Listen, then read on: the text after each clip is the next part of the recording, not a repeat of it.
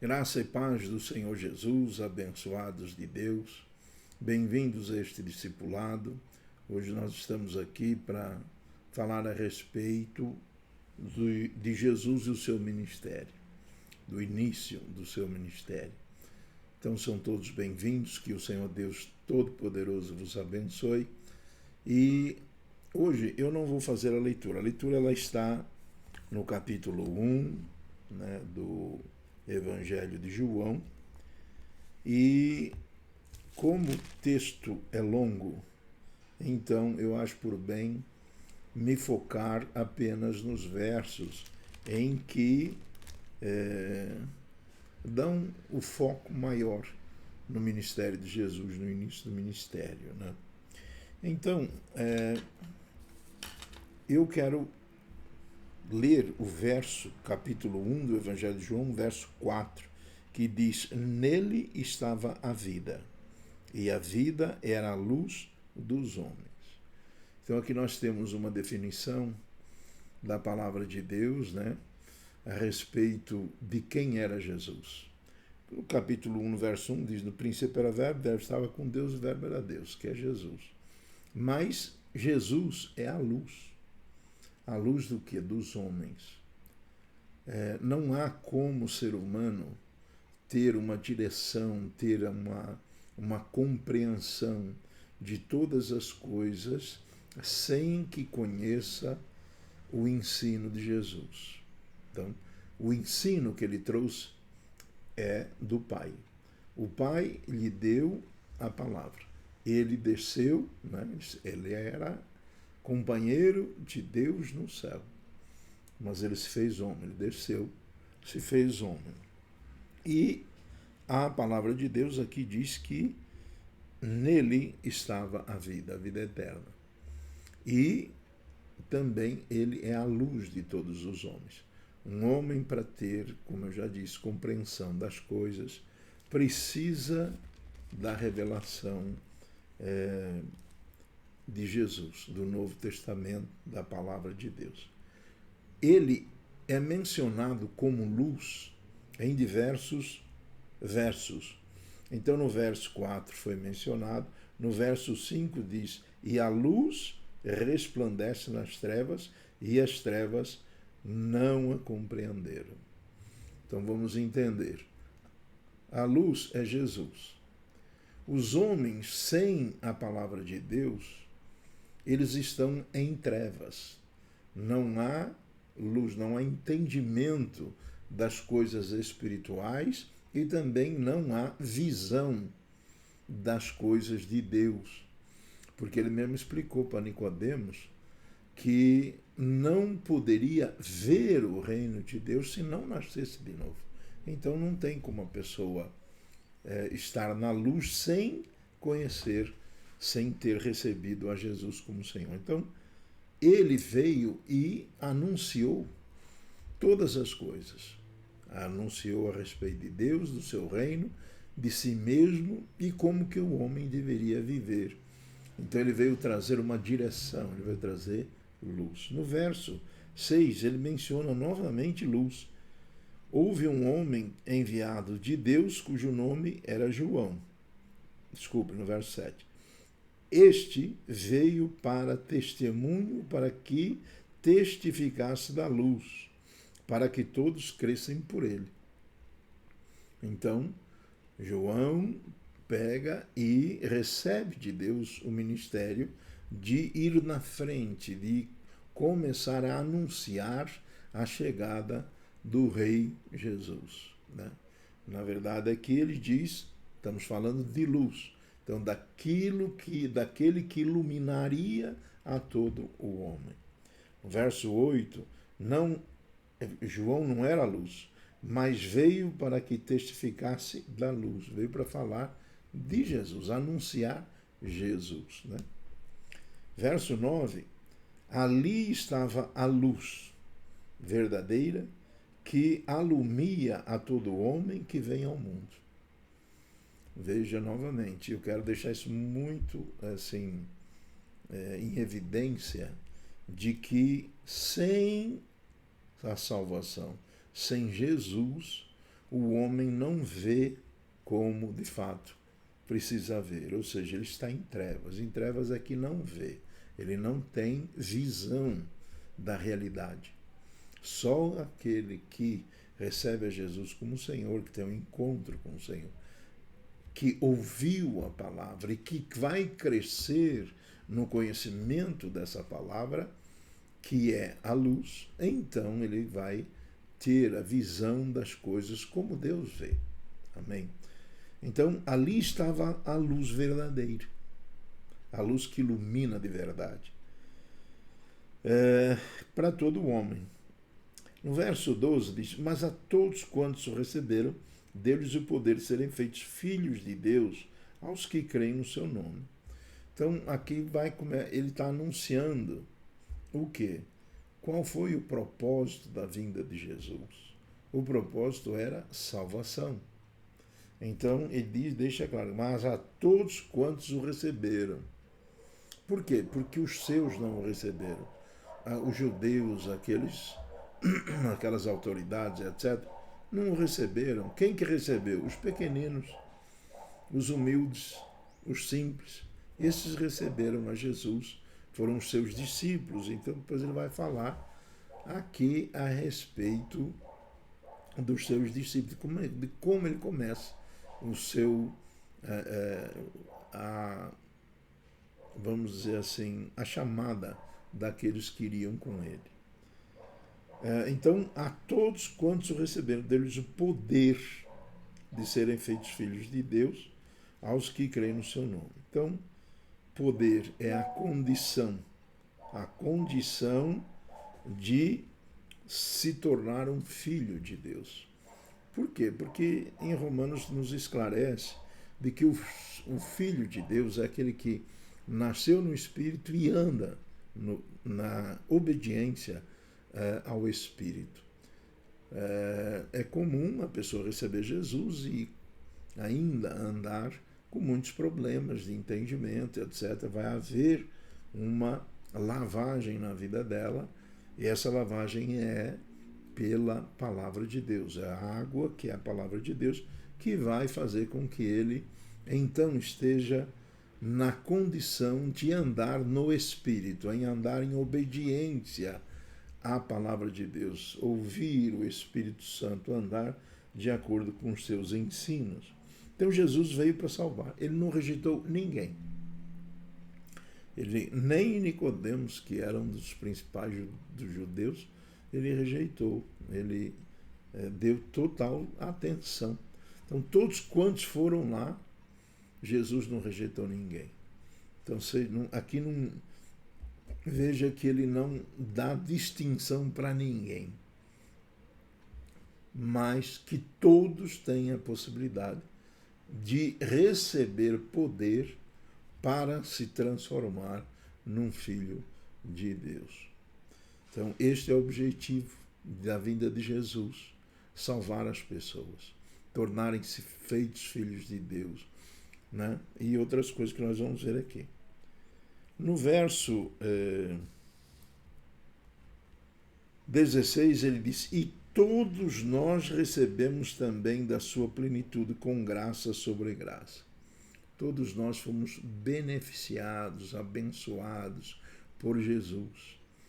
Você imagina o quanto Jesus representa para aqueles que o conhecem de verdade, que entendem o sacrifício, entendem a descida dele, porque aqui ele começa onde? No céu. E aí ele desce para a terra de como? Pelo Espírito, nasce de mulher, se tornando homem. Espera até os 30 anos de idade, então, para iniciar o seu ministério. Chegada dos 30 anos, ele começa, então, a compor a sua equipe para fazer, então, deixar uma igreja, deixar os líderes preparados para ensinar todas as coisas que ele anunciou, né? Então, amados, muitas coisas nós recebemos do Senhor.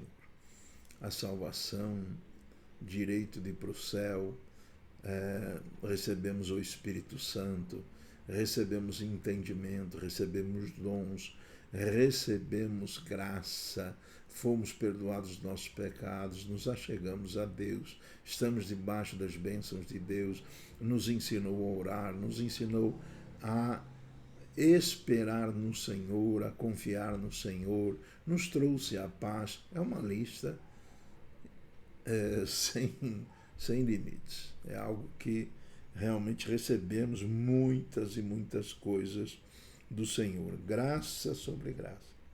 Porque a lei foi dada a Moisés.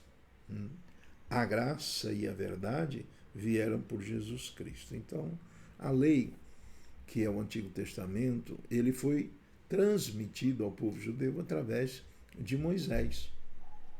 Mas a lei era pesada, a lei era cheia de cerimoniais, a lei era, vamos dizer assim, muito difícil de ser obedecida, tanto é que ninguém conseguiu obedecer à lei.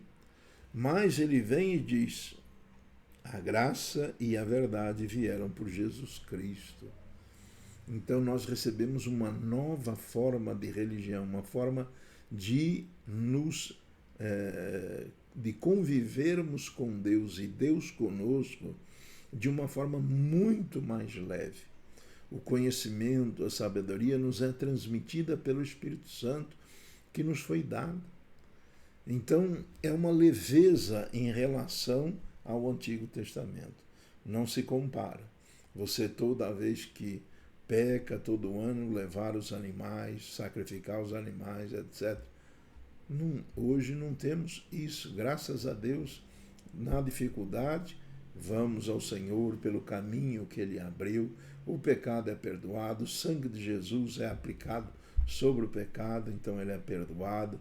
Restabelecemos a nossa comunhão com Deus a partir do momento desta confissão e tal. Tudo isso recebemos do Senhor, uma nova religião, uma nova forma de viver com Deus, né? Ele veio para isto.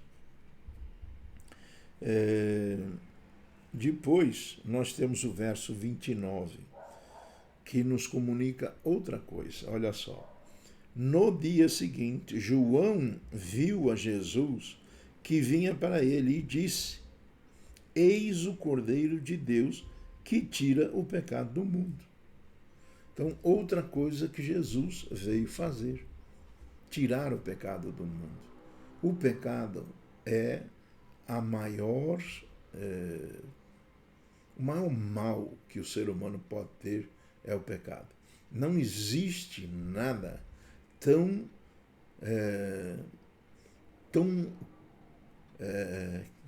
que produza tanto mal no ser humano do que o pecado. Mas nem o câncer, né, produz tanto mal na vida de um ser humano como o pecado.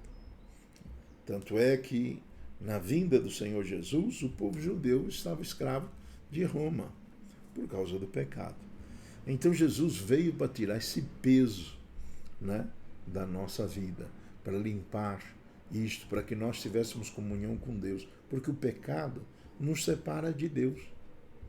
Então uma pessoa separada de Deus está totalmente sem a condição de ser beneficiada por todo o amor, toda a bondade, todos os benefícios que Deus nos concede.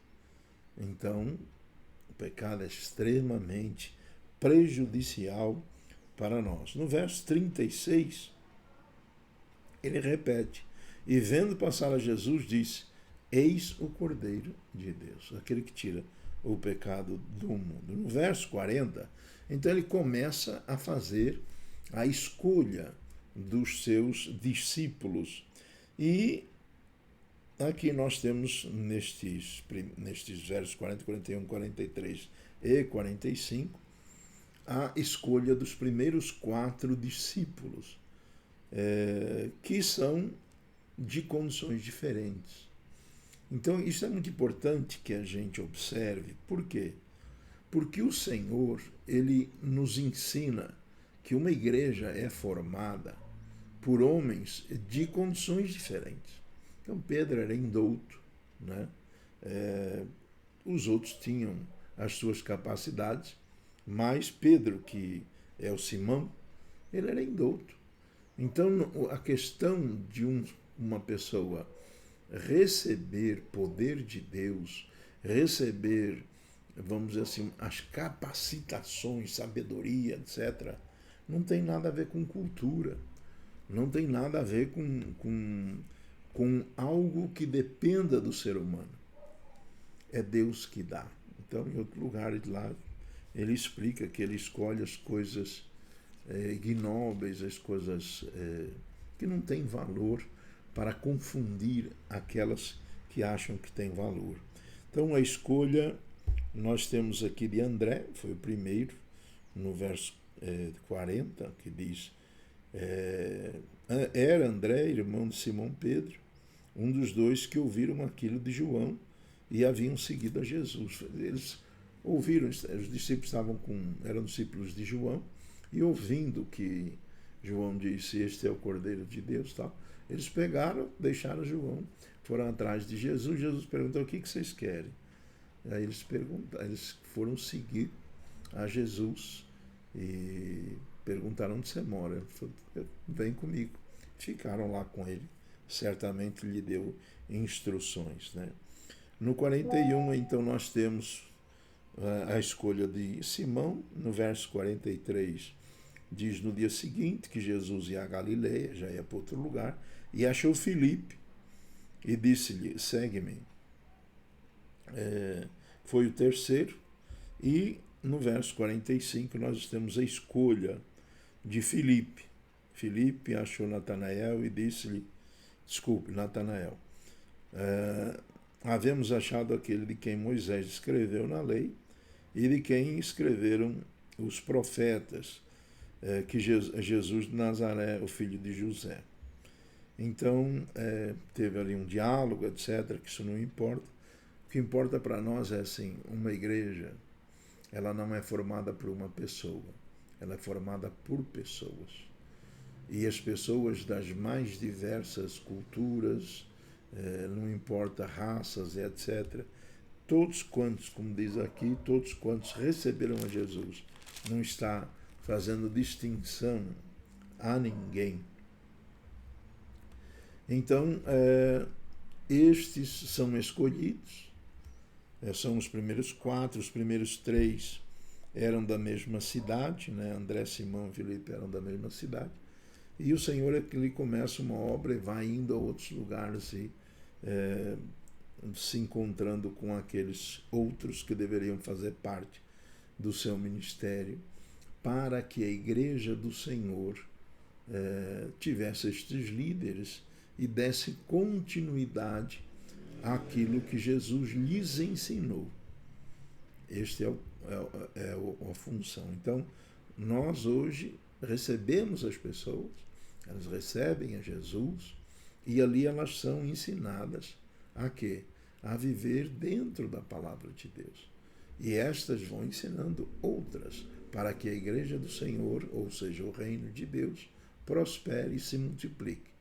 Amém? Então essa é a palavra. Foi assim que Jesus começou o seu ministério, nos ensinando que nós devemos ter pessoas conosco para fazer essa obra, para que outros venham conhecer os ensinos que Jesus deu. Mesmo quando Jesus ressuscitou, ele chegou para os seus discípulos e disse, ele ia para o Pai, mas que eles ensinassem tudo quanto aprenderam e fizessem discípulos de todas as nações, ensinando-os e também a guardar, não apenas aprender, mas viver a palavra. Amém? Fique com Deus.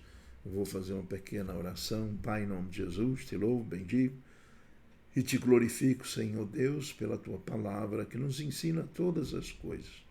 Não haveria necessidade do Senhor mostrar como começou, mas o Senhor mostrou para que nós soubéssemos que um pequeno rebanho pode fazer uma grande obra e que não fazemos isso sozinhos, precisamos de vidas que se unam a nós e assim o ministério seja multiplicado. Abençoa cada um, Pai, em nome de Jesus. Amém Fiquem com Deus.